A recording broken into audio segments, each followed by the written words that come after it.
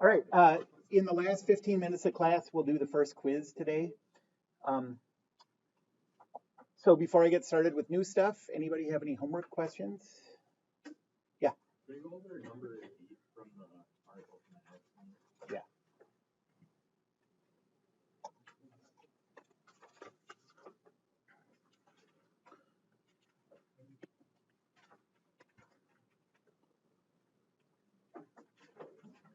Okay, particle kinematics.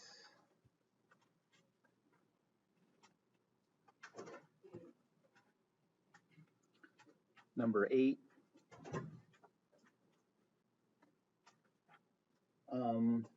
A ball is rolled, nope, that's 7.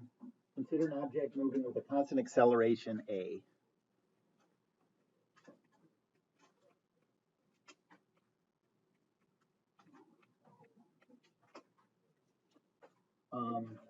If the object's position is p0 at time 0,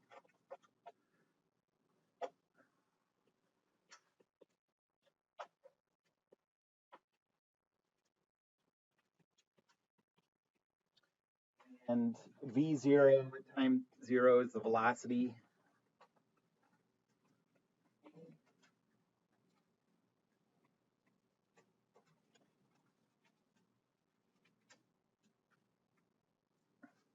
We want to come up with an expression for the position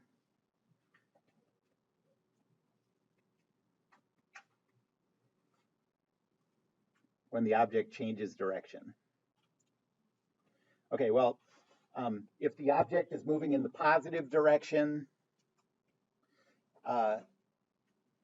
the velocity is positive. If it's moving in the negative direction, the velocity is negative. So the instant when it changes directions has to be velocity equals 0. Okay, that doesn't, you probably recognize this sort of thought process from Calc 1, but that doesn't necessarily say that the object changes directions, but it does give you all the candidates for changing direction, because it could be going in this direction, slow down, stop, and then start going in the same direction again. But we're going to just come up with an expression for, well, that wouldn't be possible, I guess, if as long as the acceleration is constant, every time that it hits a velocity equal to 0, it is going to change direction, now that I think about it. Because, like, think of something in free fall. Throw an object up into the air. It has a constant acceleration down. It slows down, comes to a velocity equal to 0 at its highest point, and then it starts coming down. It could never start going back up again, because that would mean changing the direction of the acceleration. Okay, so we want an expression for the velocity equal to 0. And we want it in terms of these variables, a, p0, and v. So I think what we want to use is this expression.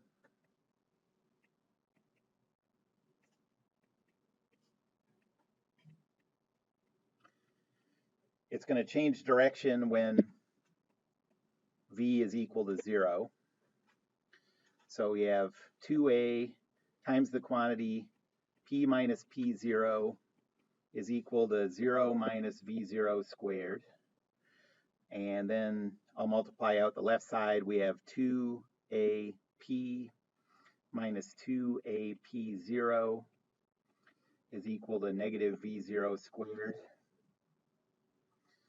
And so 2ap is equal to 2ap0 minus v0 squared. And then we're trying to come up with the position, so p is equal to the quantity 2ap0 minus v0 squared all over 2a. And you could simplify it a few different ways, but that's fine with me right there.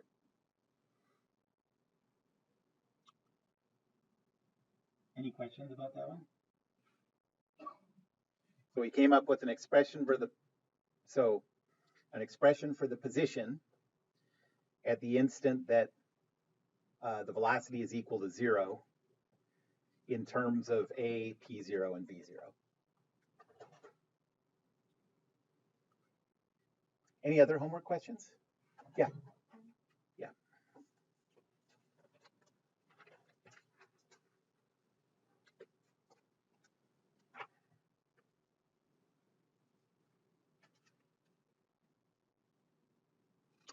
Okay, so this one we don't have a constant acceleration. We have acceleration changing as a function of time, and it's equal to 2 times the cosine of the quantity 4t.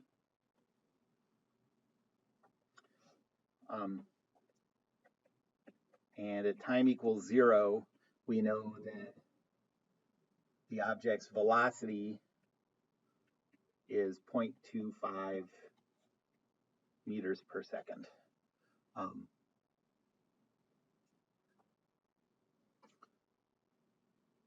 Okay, and then it asks,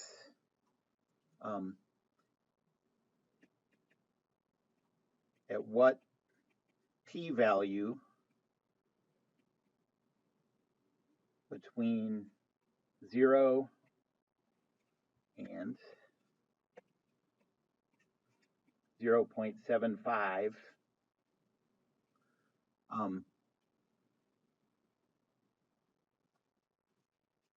does the object change directions?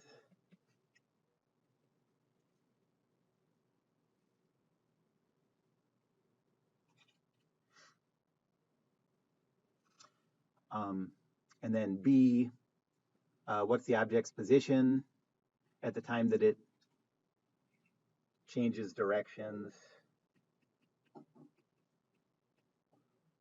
So what's the position at the time from part A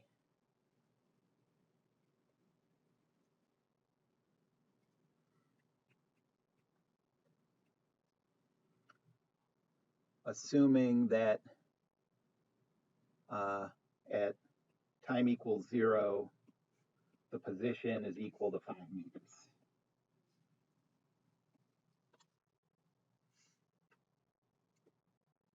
All right, so for the first part, what are we looking for? If we're looking for a time where the object changes directions, how are we going to, I mean, this is just like the question, number 8 that we just did. We're to look for the places where the direction changes. We're going to look for the instance where the velocity is 0. Okay, so the first thing we want to do is just use that acceleration function to come up with a velocity function. Okay.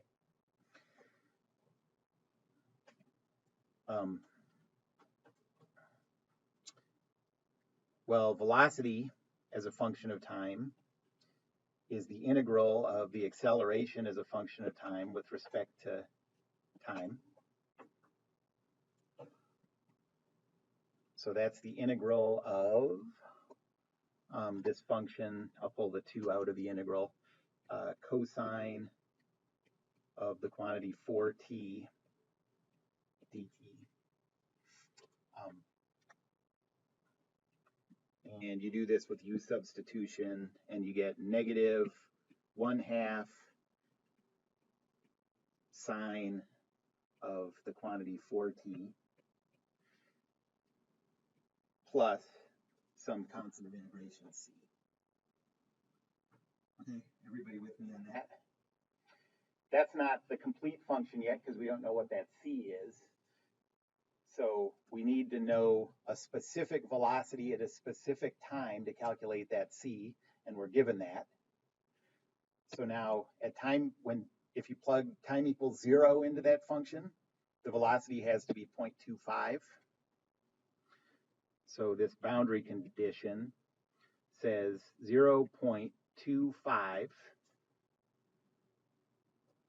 is equal to negative 1/2 times the sine of 4 times 0 plus c. And so c is equal to 0.25. Yep.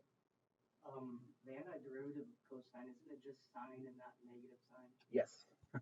Thank you. That was a test.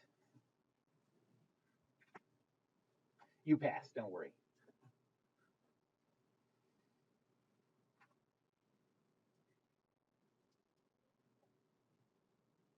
Okay, so now that we have this, we know that the final velocity as a function of time is equal to 1/2 sine of the quantity 4t plus 0.25.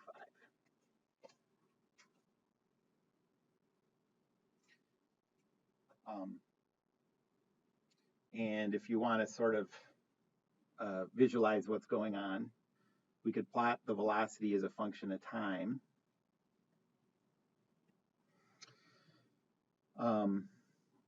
So it's a sine function that's shifted up 0.25.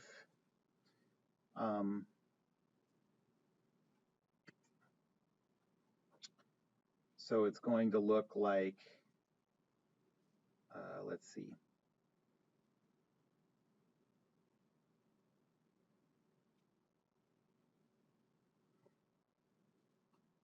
Where this is 0.75 and this is negative 0.25.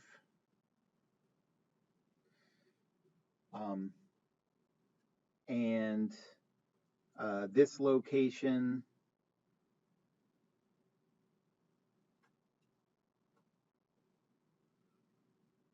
is going to be at pi over 2 divided by 4, so pi over 8.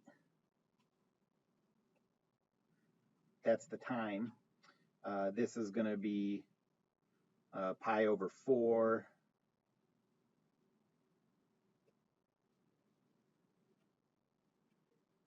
This is going to be 3 pi over 8. And the interval that we care about is from 0 to 0.75. So what's, yes?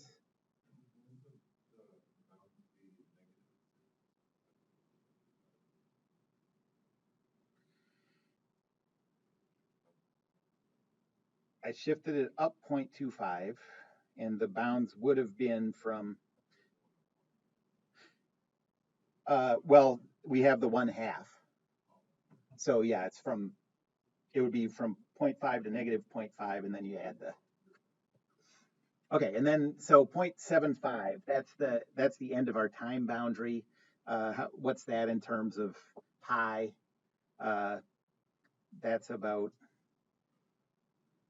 That's right about pi over 4, right? So the interval we care about is somewhere, is it 0.75? Is that ever going to happen? Not quite, is it? Oh, dang it. Well, let's go to 0.8. I can do this because I made up the problem. Okay, so here's the interval that we care about. Let me use a little lighter color. Dang it.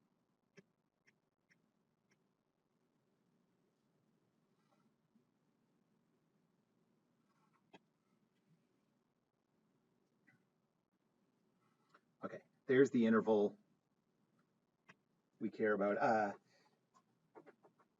I guess I'll have to change this on the homework.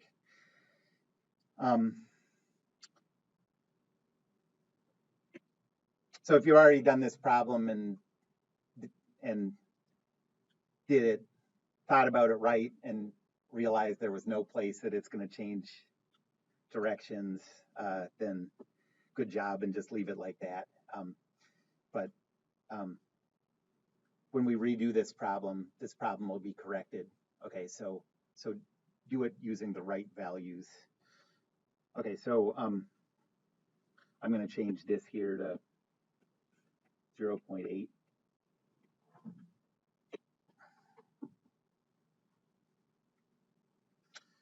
Okay, so now what we're looking for is where the sign of the velocity changes, and that's going to happen at pi over 4. Okay, can someone give me the decimal for pi over 4? Should be a little under 0.8, hopefully. Okay, great. Thank you. So pi over 4 is 0.784. So the object changes directions.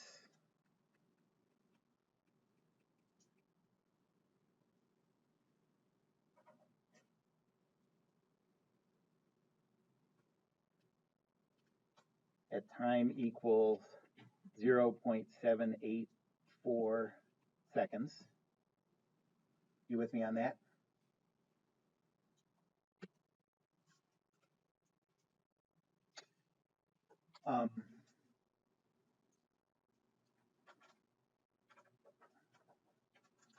And now we'll go to part B.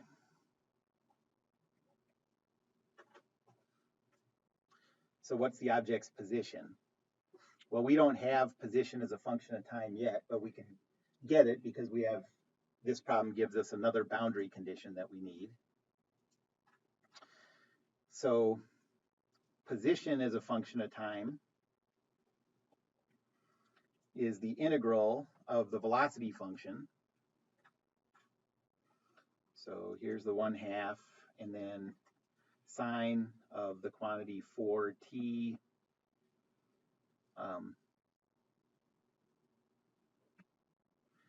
well, actually, I'll put this back in here, and we're going to take the integral of this plus 0.25.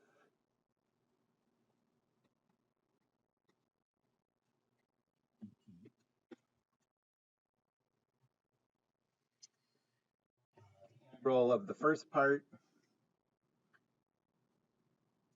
is negative 1/8 cosine of the quantity 4t. The integral of the second piece is 0.25t. And then we have another constant, I'll call it C2. And the boundary condition we're given for this one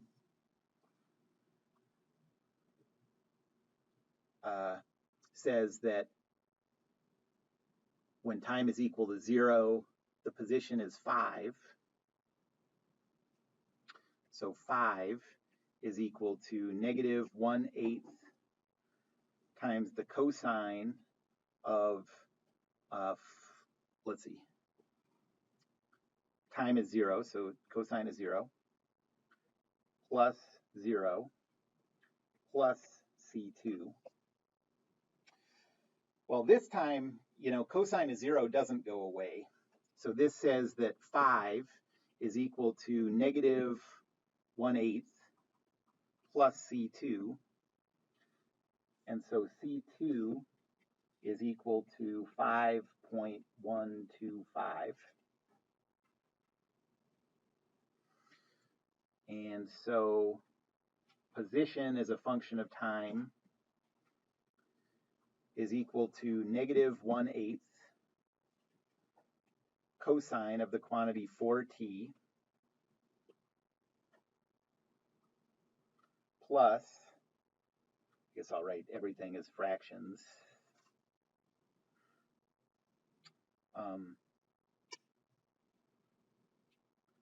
plus 41/8, I think that is.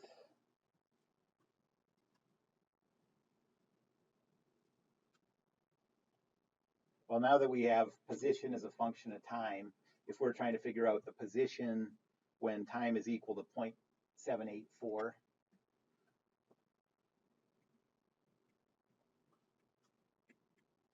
we can just plug in time equals 0.784 seconds, and that gives the position.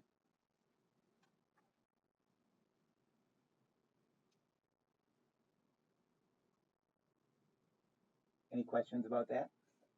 For the first part, Yeah. instead of graphing, just equate functions at 0. Yes. Yep. Right. I just did that to get a sense of, sometimes for this kind of thing where it's hard to visualize what's going on, it can be helpful to, and actually the fact that I did that let me find that mistake, or see what the problem was. So I would have seen the mistake when we set that to 0, but I wouldn't have seen automatically how to fix it right away without that graph there. So sometimes it gives you a little insight. But yes, if you saw something like this on the test and you just set that equal to 0, that's perfectly fine. Any other questions about that one?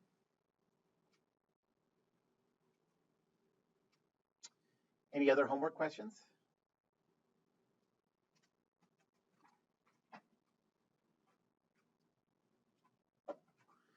Any of the relative motion ones?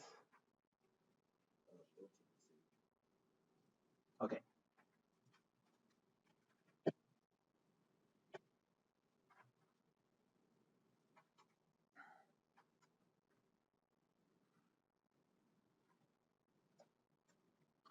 I'm probably going to have to go through this whole thing to get the numbers I need for the, but okay, so a ball is rolled up a ramp.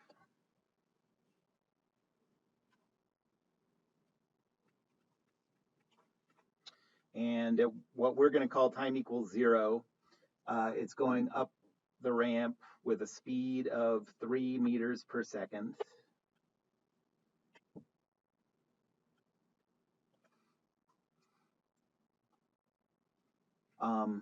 And it reaches the highest point, its highest point on the ramp. So that's where the speed is going to be equal to 0. At 2.5 seconds later.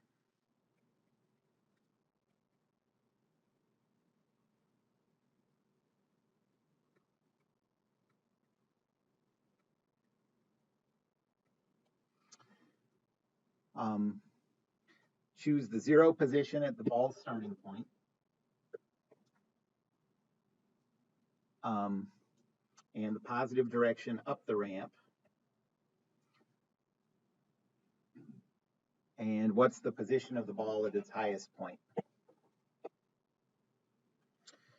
All right, well, we're going to use at least one of those 3 constant acceleration equations. We've already chosen the 0 position, the positive direction. Our 0 time is here. Our time t is when it's here. So now I'm just listing out the variables: TA, P0, P, V0, V. Numerically, we know that the time t is going to be 2.5 seconds.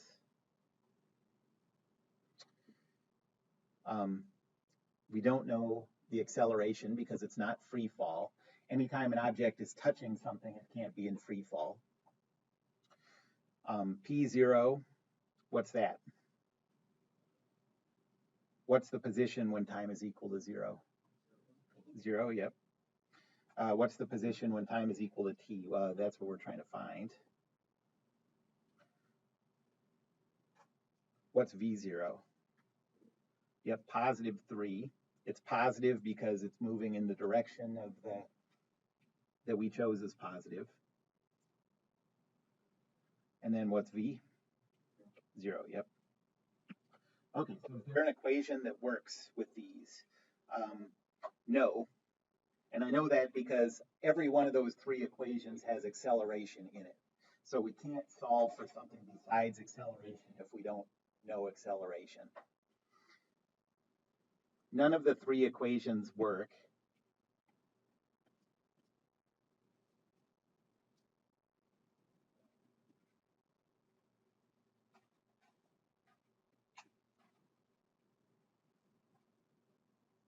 So what we're going to do is first try to find the acceleration, and then we'll go back and try to solve for p.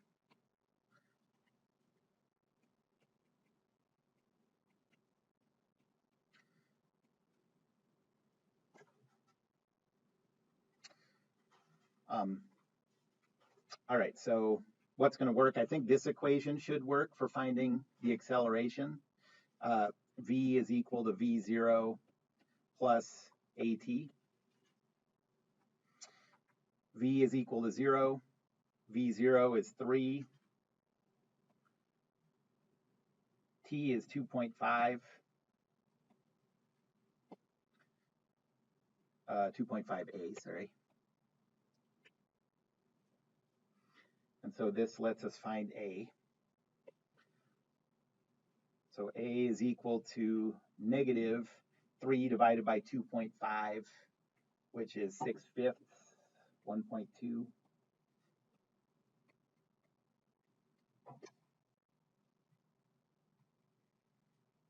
Does it make sense that we have a negative acceleration? It does, because we know that as the thing rolls up towards its highest point, it's slowing down. So the acceleration has to be opposite of the velocity. And so now basically we've found this A. That's one more thing we know. And now we can look for an equation that lets us solve for P.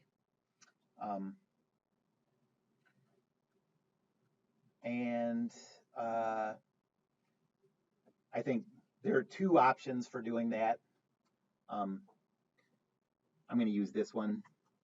P is equal to P0 plus V0t plus 1/2 AT squared. So P is equal to 0 plus 3 times 2.5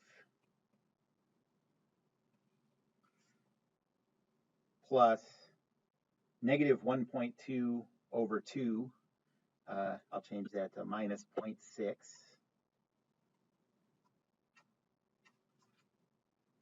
times 2.5 squared.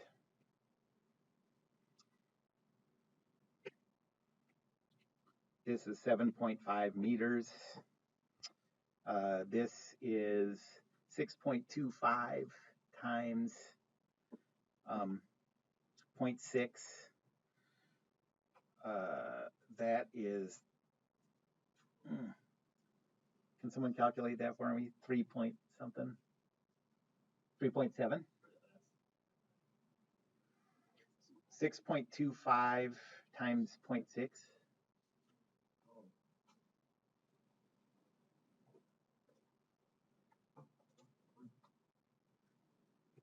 0.70. Okay. And so the position is 2.75.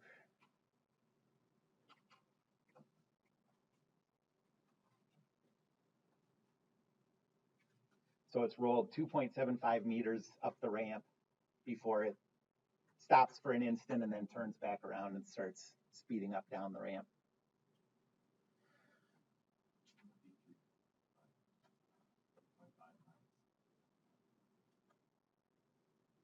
Yes. Thank you.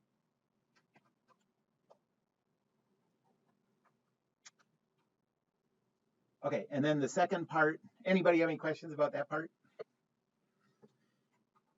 So what's the position of the ball as a function of time?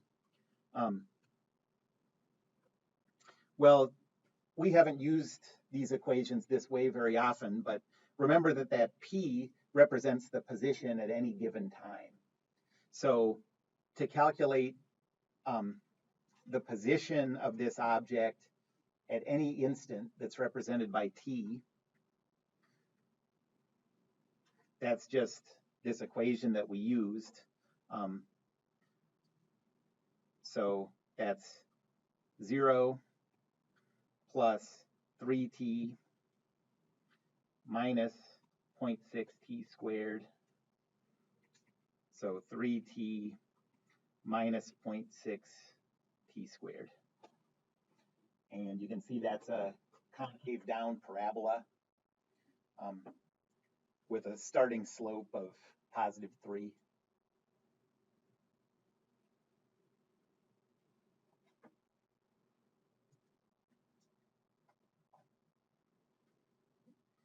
So it looks something like this.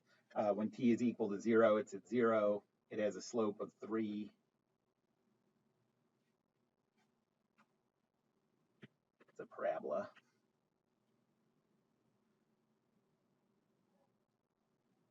And then we don't know how long the ramp is. As far as we know, it could be miles long, so it could keep going for all these times. And we know that this point here is 2.5 seconds. That's 0. Because of symmetry, we happen to know this is 5 seconds. You could go on and on. The slope here is 3. The slope here is -3. Okay, and then part C. This was the only one I was asked about. Use the relative motion equation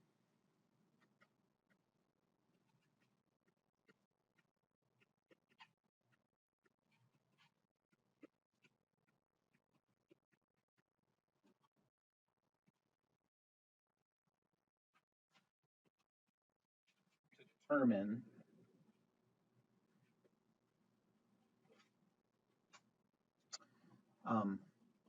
the position as a function of time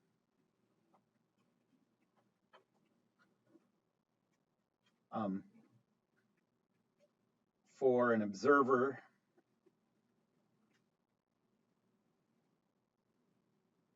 who chose the 0 position to be at the ball's highest point.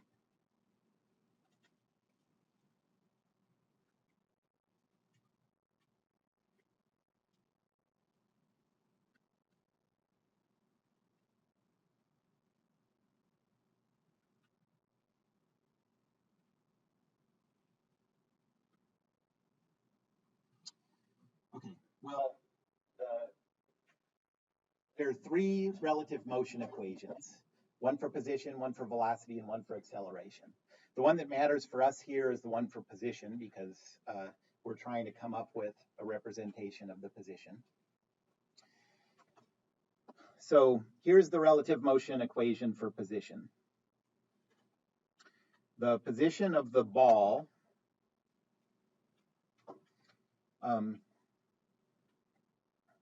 well, we need to name these things. Let's call this point A, okay, and this point B, okay.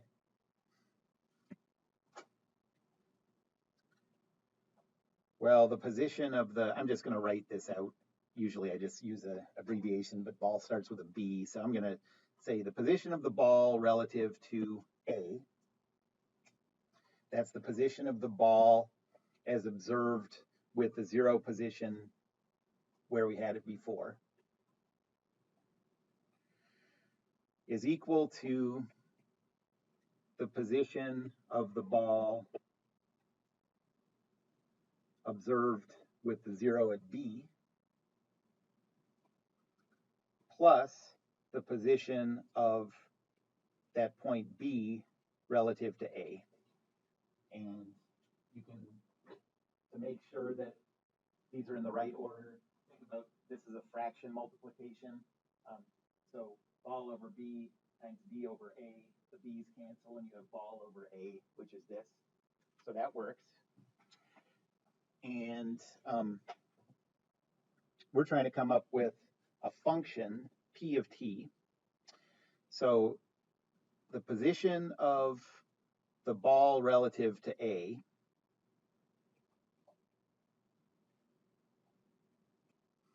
as a function of time. Well, that's the function that we came up with in part B. Do you see that? Because putting the 0 at A was our choice. You know, that was our choice of 0 position. So this is just our answer for the function, which is 3t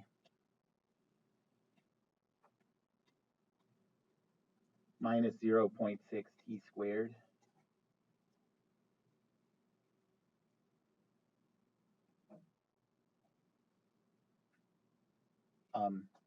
What we're trying to come up with is the position function for the ball with the 0 at B. Okay, so that's what we're going to be trying to solve for. And the last thing we need is, do we know the position of the point B relative to A as time goes by?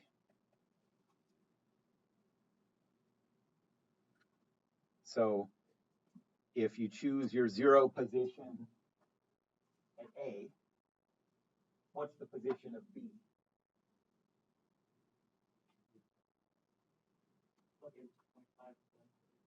Yeah, and that was actually, we did that in part A, so it's 3.75, isn't it? Yeah.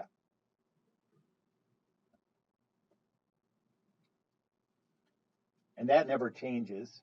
We're assuming that those two 0 positions for this problem are staying at those points.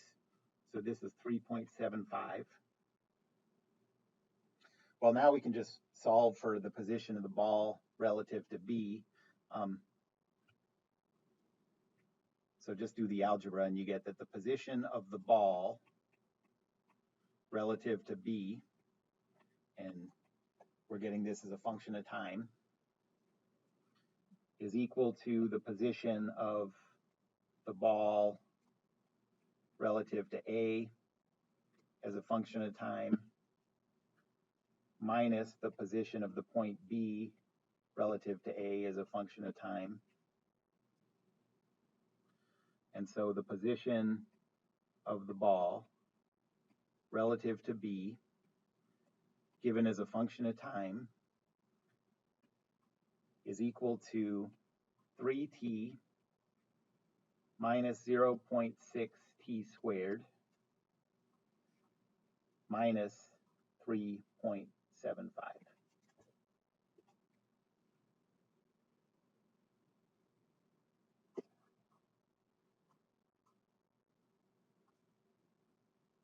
Any questions about that?